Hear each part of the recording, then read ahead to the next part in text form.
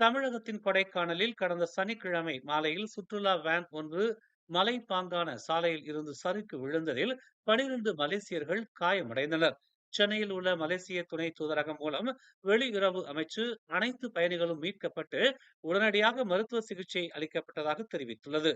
பலருக்கு சிறிய காயங்கள் ஏற்பட்டதாகவும் 4 பேருக்கு கடுமையான ஆனால் உயிருக்கு ஆபத்தான காயங்கள் இல்லாததாகவும் அது கூறியது. கொடைக்கானலின் வெள்ளைப்பாறையில் ஓட்டுநரின் கட்டுப்பாட்டை இழந்த வேன் சுமார் 100 அடி பள்ளத்தாக்கில் விழுந்ததாக இந்திய ஊடகங்கள் செய்தி வெளியிட்டுள்ளன. மேலும் செய்திகளை தெரிந்து கொள்ள தமிழ் மலர் நாளிதழை பாருங்கள்.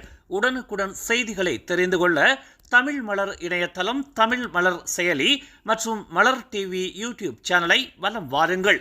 எங்களோடு இணைந்திருக்க மலர் டிவியை பதிவு செய்து கொள்ளுங்கள். உறவுகள் மகிழ்ந்திட விருப்பம் மற்றும் பகிர்வு சேவையை சொடுக்கிடுங்கள்.